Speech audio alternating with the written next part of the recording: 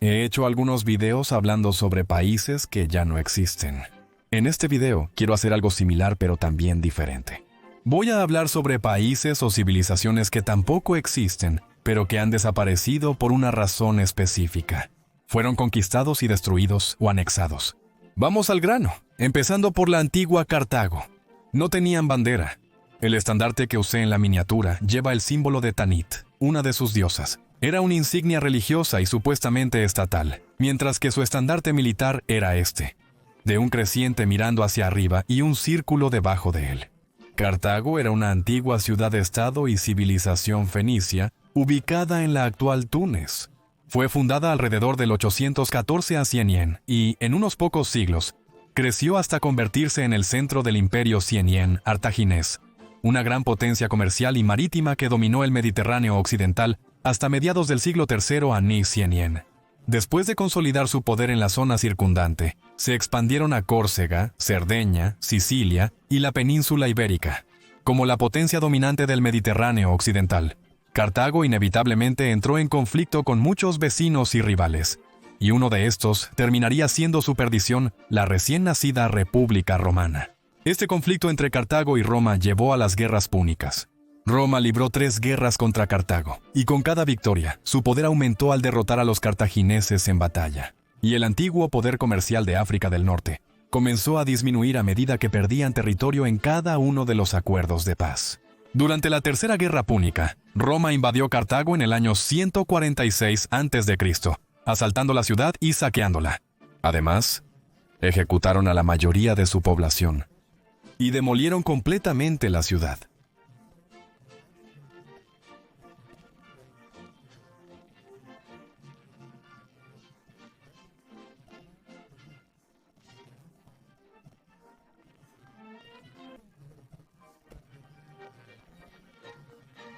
El antiguo Egipto fue una civilización concentrada a lo largo del río Nilo. Duró mucho tiempo, y se considera una de las civilizaciones más tempranas desarrolladas en la historia. Las predicciones apuntan a que duró desde el año 3000 a.C. 100 hasta el 525 a.C. 100, alrededor de 26 dinastías diferentes a lo largo de 30 siglos, casi 3000 años, comenzando en el período temprano, pasando al antiguo reino, el medio, el nuevo, y los períodos finales de su existencia. Durante la mayor parte de su historia, el antiguo Egipto se expandió y creció, siendo su poder igualado por pocos o ningún otro en el mundo. Pero luego, llegó una época de declive. Algunos dicen que el faraón Ramsés III fue el último gran líder del reino, y después de su muerte, Egipto entró en una época de declive. Esto fue alrededor del 728 a 100 Egipto se dividió en 2 reinos. Los nubios, enemigos antiguos, atacaron desde el sur y conquistaron tierras. Crearon una nueva dinastía y esta fue la 25ª en el antiguo Egipto. Habiendo adoptado la cultura y la religión egipcia, el líder de esta dinastía gobernante se llamó a sí mismo Faraón. Unos años después, en 671 a. 100, los asirios atacaron el delta del Nilo. Egipto se estaba desmoronando efectivamente, sin poder detener estas invasiones de sus antiguos y a veces nuevos enemigos. En 525 a.C. llegó la mayor amenaza, y los persas conquistaron Egipto, después de haber conquistado también Babilonia y poner fin al imperio neobabilónico. En este punto, el antiguo Egipto había llegado a su fin tal como el mundo lo conocía. Finalmente, en 332 a.C., Egipto fue liberado del dominio persa por Alejandro Magno, quien prometió respetar la cultura egipcia y se proclamó a sí mismo faraón, pero uno griego macedonio. Tras la muerte de Alejandro, su general Ptolomeo tomó el poder, iniciando la última dinastía egipcia. Pero esto ya no era realmente el antiguo Egipto, ahora era el reino ptolemaico. La última gobernante fue Cleopatra VII, y después de su muerte, Egipto se convirtió en parte del Imperio Romano. Después de esto, Egipto fue completamente destruido. Una vez, una gran civilización de tiempos antiguos, que a través de muchos factores internos, no logró mantenerse lo suficientemente fuerte para repeler a sus atacantes y cayó ante sus invasores uno tras otro. Después de los romanos llegaron más persas, luego más gobernantes árabes, finalmente el Imperio Otomano e independencia como el Egipto de hoy, que mantiene alguna herencia territorial del antiguo imperio. Pero habiendo pasado por tantos cambios y tantos gobernantes, y formas de existir diferentes, que ya no lleva el legado completo del antiguo Egipto, tal como existió una vez. Yendo al norte hacia Europa, tenemos Volga-Bulgaria. Volga-Bulgaria fue un estado histórico búlgaro que existió entre los siglos VII y XIII, alrededor de la confluencia de los ríos Volga y Kama, en lo que ahora es Rusia europea. Mi representación de ello en la miniatura está un poco desviada geográficamente. La verdad es que es tan antiguo que no sabemos mucho al respecto. La mayoría de la información proviene de registros de otros pueblos o de excavaciones que los humanos modernos han realizado. Los búlgaros originales eran tribus turcas que se establecieron al norte del Mar Negro. Alrededor del año 630, fundaron la Gran Bulgaria Antigua, que fue destruida por los jázaros en 668. Después de que su primer gran estado fue destruido, migraron hacia el oeste. Durante su migración hacia el oeste a través de la estepa euroasiática, absorbieron otros grupos étnicos, y una vez que llegaron a la región del río Volga, se establecieron nuevamente, aunque unos años después se movieron más hacia el oeste y el sur, a lo que ahora es la actual Bulgaria. Pero los que se quedaron en esa región de Europa Oriental comenzaron a crear la Bulgaria del Volga, un estado que adoptó el Islam como su religión en el año 922. Los búlgaros del Volga incluso intentaron convertir a Vladimir I de Kiev al primero Islam, antes de que él eligiera el cristianismo. Sin embargo, Vladimir rechazó la idea de que el pueblo rus renunciara al vino, que declaró era la verdadera alegría de sus vidas. El Estado controlaba gran parte del comercio entre Europa y Asia antes de las cruzadas, lo que permitió otras rutas comerciales. La capital, Volgar, era una ciudad próspera, rivalizando en tamaño y riqueza con los mayores centros del mundo islámico. Sus socios comerciales iban desde los vikingos en el norte hasta Bagdad y Constantinopla en el sur, desde Europa occidental hasta China en el este. Tenían constantes conflictos menores con el Rus de Kiev por sus fronteras compartidas, pero el problema no era grave para ellos. Sin embargo, se volvió malo en 1223 cuando llegó un nuevo enemigo, Genghis Khan. Inicialmente, lograron derrotar a uno de los ejércitos mongoles, pero como era costumbre en cualquiera de sus derrotas, simplemente volvieron más fuertes. En 1236, las hordas mongoles regresaron. Después de 5 años, todo el país fue subyugado y destruido, convirtiéndose más tarde en muchos pequeños principados, sujetos a la Horda Dorada. Al norte de Europa se encuentra el Imperio del Mar del Norte. Esto también es conocido como el Imperio Anglo-Escandinavo. Representa una unión personal de los reinos de Inglaterra y Dinamarca entre 1013 y 1035, una existencia bastante corta. Esto fue hacia el final de la era vikinga. El primer rey en unir los 3 reinos fue Svein Forkbeard, rey de Dinamarca y Noruega en 986. Luego conquistó Inglaterra en 1013 también. Murió un año después, pero su hijo Knut heredó gran parte de su poder, aunque aparentemente tuvo que adquirir los reinos de nuevo. No estoy seguro si a través de la conquista o la diplomacia. En la cúspide de su poder, cuando Knut gobernaba los 3 reinos, era el gobernante más poderoso de Europa Occidental, después del Santo Emperador Romano. La cosa es que la existencia de este imperio no era muy natural y dependía mucho de un gobernante específico en un momento dado. El Imperio del Mar del Norte se derrumbó inmediatamente después de que Knut murió en 1035. De hecho, en Noruega ya estaba colapsando. Para el invierno de 1033, los líderes locales eran tan impopulares que se vieron obligados a irse. El hijo de Knut, Harthacnut, aún se convirtió en rey de Inglaterra, reuniéndola con Dinamarca un tiempo después, pero dejó una impresión generalmente mala como rey.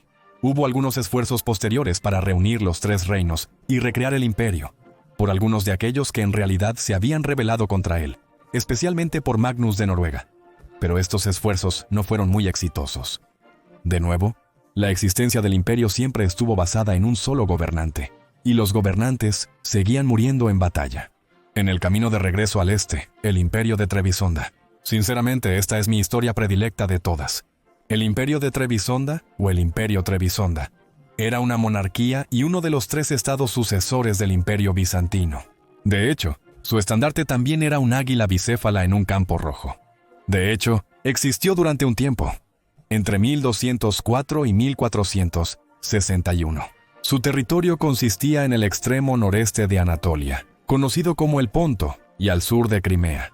Aunque la extensión del territorio que gobernaron varió a lo largo del tiempo, incluso en el área del Ponto, no era contiguo y tenía partes intermedias que no poseían. El imperio se formó en 1204 después de que un hombre llamado Alexios Komnenos se declaró emperador y se estableció en Trebisonda. Su dinastía había sido previamente los gobernantes del Imperio Bizantino en algún momento anterior.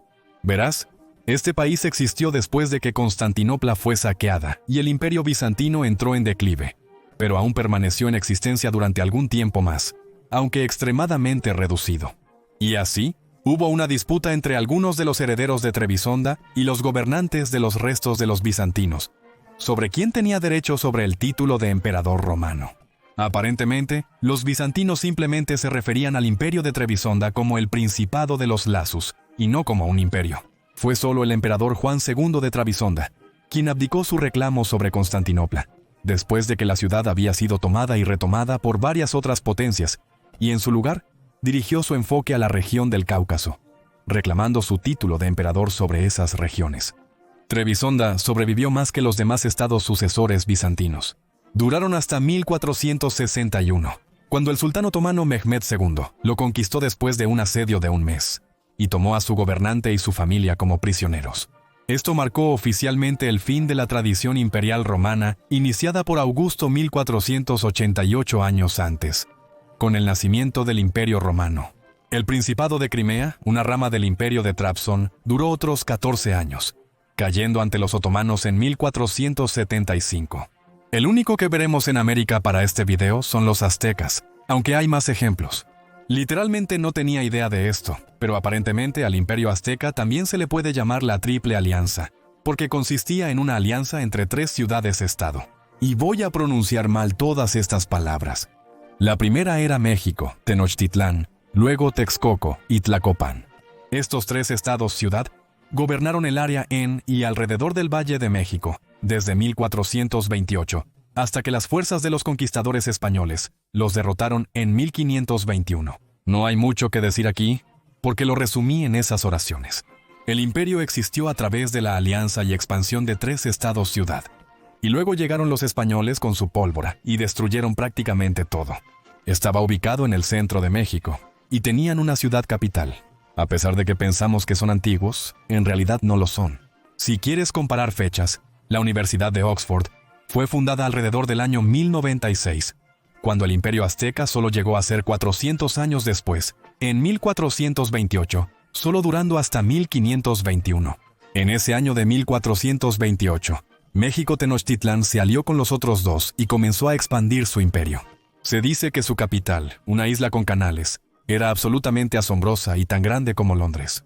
Los aztecas realmente no tuvieron una decadencia interna que yo sepa, y su destrucción se debe completamente a la llegada de los españoles y las guerras subsiguientes. Aunque algunos locales se aliaron con los españoles en rebelión contra sus gobernantes imperiales. También tenemos el reino Zulú en África. El reino de Zulú, o Imperio Zulú, fue una monarquía en el sur de África que se extendía a lo largo de la costa del Océano Índico, desde el río Tugela, en el sur, hasta el río Pongola en el norte. Ahora, no pude encontrar mucha información sobre esto, pero por lo que pude entender, el reino Zulú comenzó con el ascenso al poder del rey Shaka. Shaka inició muchas reformas militares, sociales, culturales y políticas, formando un estado Zulú bien organizado y centralizado. También se aseguró de que la iglesia Zulú no tuviera demasiada influencia. Reintegró, derrotó a los clanes tribales en el reino, entre otros esfuerzos, para unir al pueblo Zulú en un solo estado y consolidar su poder. A través de estos esfuerzos, pudieron establecer un verdadero reino Zulú, expandiendo su territorio a las regiones circundantes, pero no por mucho tiempo. En 1879 los británicos invadieron, iniciando la guerra anglo-zulú. Después de una única victoria zulú en la batalla de Isandlwana, el ejército británico, al estilo de lo que vimos que hicieron las hordas mongoles, se reagrupó y volvió a derrotar a los zulús en la batalla de Lundi. El reino fue absorbido en la colonia de Natal y más tarde se convirtió en parte de la Unión de Sudáfrica. Otro imperio, pero en el este, es el Imperio Sich. Al parecer, también exageró el tamaño de esto en el mapa en miniatura. El Imperio Sich existió desde 1799 hasta 1849. Usaban una bandera verde y roja triangular con símbolos dorados dentro de ella. Fue un estado originario del subcontinente indio, formado bajo el liderazgo de Maharaja Ranjit Singh, quien estableció un imperio secular, es decir, no religioso, basado en la región de Punjab. En su apogeo en el siglo XIX, el imperio se extendía desde el paso Khyber, en el oeste, hasta el oeste de Tíbet en el este, con una población estimada de 3,5 millones de personas. Fue la última región importante en el área en ser anexada por los británicos. Los cimientos del imperio Sikh se pueden rastrear hasta tan temprano como 1707, el año del inicio de la caída del imperio mogol. Con los mogoles significativamente debilitados, el ejército Sikh se fortaleció y se dividió en diferentes confederaciones. Cada ejército de confederación controlaba diferentes áreas y ciudades, como señores de la guerra independientes. Este hombre, Ranjit Singh, derrotó a los enemigos afganos en el oeste y ganó suficiente poder para declararse a sí mismo Maharaja, comenzando la unificación de esas confederaciones Sikh independientes. Después de su muerte, el imperio se debilitó y la llegada de los británicos provocó una guerra en la que estaban superados en armamento. De esta manera, tras ser vencidos en las guerras anglo-Sikh, el imperio colapsó y pasó a formar parte del Raj británico. Y finalmente, volviendo a Europa, Galicia-Volinia, conocida después como el Reino de Rus, existiendo entre 1199 y 1349. Su territorio estaba ubicado en la actual Polonia, Ucrania y Eslovaquia. Esencialmente, el reino se formó porque el líder de Galicia murió sin heredero, y entonces Roman, príncipe de Volinia, lo heredó. Ganaron algo de poder a través de alianzas, pero siempre fueron algo así como un campo de batalla entre Polonia, Lituania y Hungría. Después de la muerte del rey Lev en 1301, siguió un periodo de declive, perdiendo territorio ante los polacos y los húngaros. La orden teutónica, los lituanos y los mongoles también se consideraban enemigos de los Rus. Lev tenía 2 nietos, últimos reyes de Galicia-Volinia, habiendo gobernado juntos, pero finalmente ambos murieron en batalla, luchando contra los mongoles, sin dejar herederos. Y así su dinastía llegó a su fin. Un príncipe lituano se convirtió en el gobernante de Volinia, y un príncipe polaco de Galicia.